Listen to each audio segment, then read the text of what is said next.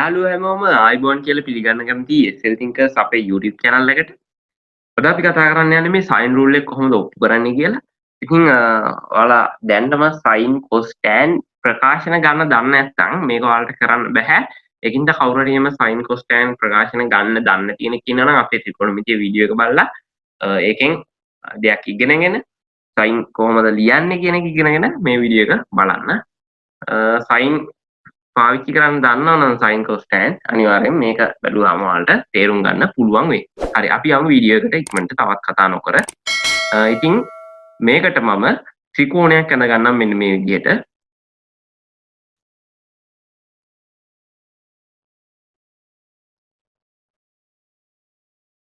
මේ විදිහට මම ත්‍රිකෝණයක් ඇඳගත්තා. මම මේ ත්‍රිකෝණේ දැන් A B C කියලා ශීර්ෂ ටික නම් කරා. එතකොට A ශීර්ෂයේ තියෙන කෝණය capital A, B ශීර්ෂයේ තියෙන කෝණය capital B, C ශීර්ෂයේ තියෙන කෝණය capital C. එතකොට ඔයාලා දන්නවා මේක සම්මත අංකණයකින් තියෙන ත්‍රිකෝණයක් නම් මෙන්න මේ capital A කෝණයට ඉස්සරහා තියෙන පාදය simple A. ඒ කියන්නේ මේ capital A කෝණයට ඉස්සරහා තියෙන පාදෙ දිග වෙන්නේ simple A. ඒ වගේම capital C කියන කෝණයට ඉස්සරහා තියෙන පාදෙ දිග වෙන්නේ simple C. එතකොට capital B කියන කෝණයට ඉස්සරහා තියෙන පාදෙ දිග වෙන්නේ capital simple B. හරි. ඉතින් ওই විදිහට මම පාදවල දිගත් මාක් කරගත්තා. දැන් මට මේ sin ප්‍රමේය ඔප්පු කරන්න නම් තව එක නිර්මාණයක් කරන්න ඕනේ. හරි මම මුලින්ම ඔයාලට sin ප්‍රමේය ලියලා පෙන්නන්නම්. කවුරු හරි දන්න කෙනෙක් ඉන්නවනම් sin ප්‍රමේය කියන්නේ sin A කෝණය බෙදීම simple A. මේ A කියලා කියන්නේ පාදේ දිග. පාදේ දිග තමයි A කියලා කියන්නේ. මෙතන capital A කියන්නේ මෙන්න මේ කෝණය. මෙන්න මේ A කියන්නේ මේ CB දිග. හරිද? ඊට පස්සේ ඒක සමාන වෙනවා sin B බෙදීම simple B සමාන වෙනවා sin C බෙදීම simple C. ඉතින් ඔයාලට පේනවා ඇති මේක සමානයි. මේ තුනම සමාන වෙනවා එකිනෙකට. ඒ කියන්නේ sin A බෙදීම A සමාන වෙනවා ආයි වෙනම sin C බෙදීම C ට. ඒ වගේම මේක ආයි sin B බෙදීම B ට සමාන වෙනවා. එතකොට මේ sin B බෙදීම B sin C බෙදීම C ට සමාන වෙනවා. එතකොට ඔය තුන සමාන වෙනවා කියලා ඔයාලට තේරෙනවා. ඔය තුනම සමාන වෙන හින්දා කෙනෙක්ට ඕයි නම් ඕක මෙහෙම ලියන්න පුළුවන්. A බෙදීම sin A, B බෙදීම sin B, C බෙදීම sin C. මේ ආකාර දෙකම හරි. මේ දෙකෙන් එකක්වත් වැරදි නෑ හොඳේ. මෙහෙම තිබ්බත් ගානක මෙහෙම දාන්න තිබ්බත් මේ ආකාර දෙකම හරි. දැන් මට මං කිව්වා නිර්මාණයක් කරගන්න ඕනි කියලා. දැන් බලමු මොකක්ද මේ නිර්මාණය කියලා. මෙන්න මේ කෝණයක ඒ කියන්නේ ශීර්ෂයක ඉඳලා මට ඒකේ සම්මුඛ පාදයට ලම්බකයන් නිර්මාණය කරගන්න අවශ්‍ය වෙනවා. මගේ ගාන නැත්තම් මේ sin ප්‍රමේය මම මෙතන ලියුව මේ sin ප්‍රමේය සාධනය කරගන්න. මෙන්න මේ මම මෙතන ලියපු sin ප්‍රමේය සාධනය කරගන්න මට නිර්මාණයක් විදිහට මේ එක ශීර්ෂයක ඉඳලා ලම්බයන් නිර්මාණය කරන්න වෙනවා. දැන් මම ඒ ලම්බ නිර්මාණය කරගන්න යන්නේ. මම මේක ගන්නම්. මට ලේසි හින්දා තමයි මම මේක ගත්තේ. මේ ලම්බෙම ඕනේ නැහැ. ඔයාලට කැමති නම් මෙතන ඉඳන් මේ ලම්බය අඳ ගන්න පුළුවන්. ඒ කෝණේ ඒ නැත්නම් ඒ ශීර්ෂයේ ඉඳන් CB පාදයට තියෙන ලම්බක ඇඳ ගන්න පුළුවන්. කිසිම ප්‍රශ්නයක් නැහැ. හැබැයි මට මේක ලේසියිනේ. සිරස් අතර තියෙන හින්දා මම මේකේ ඇඳගත්තා. එතකොට මෙන්න මේ කෝණේ අංශක 90. ලම්බකයක් කියන අංශක 90ක් නේ. එතකොට මෙන්න මේ කෝණේ අංශක 90ක් මම මේ ත්‍රිකෝණේ දැන් මෙන්න මේ පොඩි ත්‍රිකෝණයක් දෙකක් හැදිලා තියෙනවා. මම මේක කියවන්න පුළුවන් වෙන මෙතනට capital E කියලා අකුරක් දාගන්න. එතකොට මම මුලින්ම කරන්න යන්නේ මෙන්න මේ AEC ත්‍රිකෝණය සලකලා මෙන්න මේ A වලින් sin A ව ලියාගන්න එක. එතකොට ඔයාලට තේරෙනවා මම මේකෙන් sin A ලියන්න ගියොත් මේකේ සම්මුඛ පාද වෙන්නේ මෙන්න මේ CE. ඒකේ දිග අපි දන්නේ නැහැ. මම මේකේ දිග මම දාගන්නේ h කියලා. දැන් මේ අනිත් ඒවා එකක්වත් මම දාගත්ත ඒවා තියෙන්නේ නැහැ. ඒවා සම්මත අංකණයෙන් තිබ්බේවා. මේ capital E සහ මේ h තමයි මම මේ ගානට දාගත්තේ. එතකොට දැන් ඔයාලට පේනවා මේ අවසාන උත්තරේ capital E සහ h කියන එක නෑනේ. එතකොට ඒක කොහොම හරි අපි ගාන තුලින් අයින් කරන්න ඕනේ. එතකොට දැන් මම කිව්වේ AEC ත්‍රිකෝණය සලකනවා කියලා.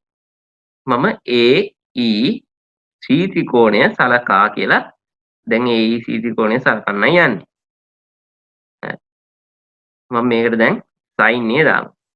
sin A සමානයි සම්මුඛ පාදය බෙදීම කරණය. සම්මුඛ පාදය වෙන්නේ h බෙදීම කරණය වෙන්නේ b. දැන් කෙනෙක්ට තේරෙන්නේ නැත්නම් මම ආයෙ ලියන්නම් මේ පාද දෙක මොකද්ද කියලා ගත්ත CE ගත්තේ CE පාදය බෙදීම AC පාදය. ඕක තමයි මේ CE පාදය වෙන්නේ h AC පාදය වෙන්නේ b හින්දා මම එක සැරේම ලිව්වා. මම හිතනවා ඒක ඔයාලට තේරුන්නේ නැති කියලා. තේරෙන්නේ නැති කෙනෙක්ට තේරෙන්න තමයි මම මේ ඉස්සරහින් මෙහෙම ලිව්වේ. මේ දෙක තමයි අරන් තියෙන්නේ. එක සැරේ ලියන්න පුළුවන් ප්‍රශ්නයක් නැහැ. හරි. එතකොට මම මේක තවත් සුළු කරගන්නම්. කොහොමද සුළු කරගන්නේ? මම මේ h කියන එක්කෙනා මන් දාගත්ත ගන්නේ. මම මේ h තනි කරගන්නම්. h සමානයි b වාරයක් sin a. මම මේක ගන්නවා පළවෙනි සමීකරණ විදියට. ඊට පස්සේ මම ආයෙත් ලියන්නම් අනිත් ත්‍රිකෝණය මොකද්ද අපිට ආපු CEB. CEB ත්‍රිකෝණය සලකා. මට මේ CEB ත්‍රිකෝණය සලකලා ලියන්න පුළුවන් sin B සමාන වෙනවා. දැන් මොකේද sin B සමාන වෙන්නේ? සම්මුඛ පාදය CE කරණය CB. සම්මුඛ පාදය බෙදීම කරණයනේ.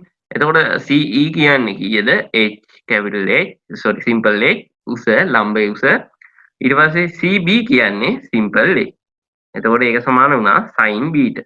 එතකොට මට මේකෙන් මම h තනි කරගන්නම්. h නේ දන්නේ නැත්තේ. හරි. එතකොට h තනි කරගත්තාම මේකේ a වාරයක් sin b කියලා එනවා. මෙන්න මේක අංක 2. එතකොට දැන් මේ ගත්ත දෙකෙන් ඔයාලට තේරෙනවා b sin a සමානයි a sin b. මොකද මේක මේ දෙක සමාන වෙනවා කියන්නේ ඔයාලට හොඳටම තේරෙනවානේ මේ h සමානයිනේ. එකම උසක්නේ. ඒ කියන්නේ අපි සාමාන්‍යයෙන් ගණන් වලදී එක විදිහක් තමයි අපි නොදන්න දෙයකට අගයක් ගන්න යද්දී ඒක ආකාර දෙකකින් ලියාගත්තට පස්සේ ඒක අපිට අයින් කරලා දාන්න පුළුවන්. දැන් මම මේක ආකාර දෙකකින් ලියාගෙන තියෙන්නේ. h කියන එක ආකාර දෙකකින් ලියාගෙන තියෙන්නේ. දැන් ඒක අපිට අයින් කරලා දාන්න පුළුවන් ওই නම් ගානේ. හරි. දැන් මම මෙන්න මේ කැලේ දෙක අරගෙන මේ කැලේ දෙක ලියලා පෙන්නන්නම්. එතකොට නිකම්ම ඔයාලට මේ ඉතුරු ටික කරන් යන්නේ කොහොමද කියලා තේරෙයි. ඉතුරු ටික මම හදන්න. තේරුම් ගන්න පුළුවන් කෙනෙක් ඉන්නවනම් මම ලියලා පෙන්නන්නම්. හරි. දැන් මේ එකෙන් දෙකෙන් 1 සහ 2 සලකලා මට ලියන්න පුළුවන් 1 සහ 2 සලකලා b sin a සමානයි a sin b කියලා. එතකොට මම මේක අර උඩ ලියාගත්ත විදිහට දෙපැත්තම a වලින් a b වලින් බෙදෙනවා. දෙපැත්තම a b වලින් බෙදුවට පස්සේ මෙන්න මේ වගේ එකක් තමයි මට එන්නේ. දැන් මම මේක මෙතන උත්තරේ විදිහට ගන්නෙ නෑ. මම තව හදලා පෙන්නන්න මොකද සාධන ඉවර නෑනේ මේකේ. sin c කැලලක් තිබ්බනේ. හරිද? ඔන්න එක කොටසක් මම ගත්තා. දැන් මම මොකද්ද කරන්නේ? දැන් ඔන්න ඔය නිර්මාණයෙන් කරන්න පුළුවන් ඔය ටික විතරයි. හරිද? දැන් අපි කරපු නිර්මාණයෙන් කරන්න පුළුවන් ඔය ටික විතරයි. ඉතින් තව නිර්මාණයක් මේ ගහන්න දැන් අවශ්‍ය වෙනවා. ඒ තමයි තව ලම්බකයක් ඉතින්. අපි ලම්බක නිර්මාණය කරගෙන යන්න ඕනේ. ඉතින් මේ ලම්බකෙත් ඔයාලට කැමති තැන ශීර්ෂකෙන් නිර්මාණය කරගන්න පුළුවන්. අපි කලින් සලපු එක හැරෙන්න. ඒ කියන්නේ කලින් සලපු එකෙන්ම ආයෙ ලම්බකයක් නිර්මාණය කළා වැඩක් නැහැ නේ. දැන් ඒක නිර්මාණය කරලා තියෙන්නේ. එතකොට වෙනස් ශීර්ෂයකින් ලම්බකයක් නිර්මාණය කරනවා. මම ඒ වලින් නිර්මාණය කරගන්න. ඒ වලින් ලම්බකයක් මම මේ විදිහට නිර්මාණය කරගත්තා පස්සේ ඒක CB පාදේ මත තමයි එන්නේ. මම මේ කැපෙන තැන ගන්නම් F කියලා. කැපිටල් F කියලා දාගත්තා. දැන් මම ඒක සලකලා ගාන හදන්න යන්නේ. හරි. එතකොට මම ඒක මෙතන හදන්නම්. ඉතින් හදන්නම් මම දැන් ඉස්සෙල්ලාම සලකන්නේ AFB. AFB ත්‍රිකෝණය සලකා. AFB ත්‍රිකෝණය සලකලා මට මොකද්ද කියන්න පුළුවන්? ඒකට මම දානවා AFB කියන්නේ මෙන්න මේ ත්‍රිකෝණය. මේ ත්‍රිකෝණයට දානවා මම sin B. sin B දැම්මට පස්සේ sin B කියන්නේ මොකද්ද? සම්මුඛ පාදය බෙදීම කාරණය. sin B වල සම්මුඛ පාදය වෙන්නේ AF බෙදීම කාරණය වෙන්නේ AB. එතකොට අර කලින් ප්‍රශ්නෙම එනවා. දැන් h කියලා දාගත්තනේ කලින් එකට ලම්බකයට. මේ ලම්බකයේ උසටත් ඒ වගේ අපි එකක් දාන්න ඕනේ. මම මේ ලම්බකයේ උසට s කියලා දාන්නම්. simple s කියලා දාගත්තා. එතකොට AF කියන්නේ simple s, AB කියන්නේ මොකද්ද? simple c.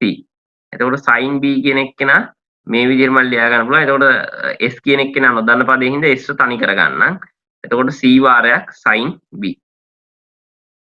මේක අංක 3. හරි. මම ඒ වගේම ඉතුරු ත්‍රිකෝණේ. ඒ කියන්නේ දැන් මේ අලුත් ලම්බකේ නිර්මාණය කරගත්තට පස්සේ අලුතෙන් ත්‍රිකෝණ දෙකකට බෙදුණානේ. හරි. ඒකේ ඉතුරු ත්‍රිකෝණේ මොකද්ද? AFC. මෙන්න මේ AFC සලකලත් මම ඕක ලියන්නම්. AFC ත්‍රිකෝණය සලකා AFC ත්‍රිකෝණය සලකා ලියන්න sin C වලට. sin C සමානයි sin C කියන්නේ මොකද්ද? සම්මුඛ පාදය වෙන්නේ AF. කරණය වෙන්නේ මොකද්ද? AC. එතකොට AF ඔයාලා දන්නවා මම දැනටම CS කියලා දාගත්තා. එතකොට කරණය ඇවිල්ලා මේකේ B. එතකොට මේකෙත් නොදන්න පදයේ S ඉන්න මම S තනි කරගන්නම්. S සමානයි B වාරයක් sin C. මේක අංක 2. එතකොට 1 2යි මට 1 2යි පාවිච්චි කරලා ගන්න පුළුවන්. sorry මේ 3යි 4යි. මේක 4. 1 2 කලින් එකේ ගත්තා නේ. ඒකින්ද මේක 3යි 4යි කියලා දාගන්න. 3යි 4යි මට පාවිච්චි කරලා ගන්න පුළුවන්. C sin B සමානයි B sin C. එතකොට මට මේක සුළු කරගන්න පුළුවන් මේ විදිහට sin B යට B sin C යට C. ඉතින් මම මේක නම් කරන්නම් ඇල්ෆා විදිහට. මෙන්න මේ අලුත් එක නම් කරන්නම් බීටා විදිහට. එතකොට ඔයාලට තේරෙනවා ඇල්ෆා සමානයි බීටා වෙනවා. ඉතින් මට මේක එතකොට ලියන්න පුළුවන් sin A බෙදීම A සමානයි sin B බෙදීම B සමානයි sin C බෙදීම C. ඉතින් මේක තමයි sin ප්‍රමේය සාධනය කරන්න තියෙන ලේසිම ක්‍රමය. මම හිතනවා ඔයාලා හැමෝටම තේරෙන්නේ නැති කියලා.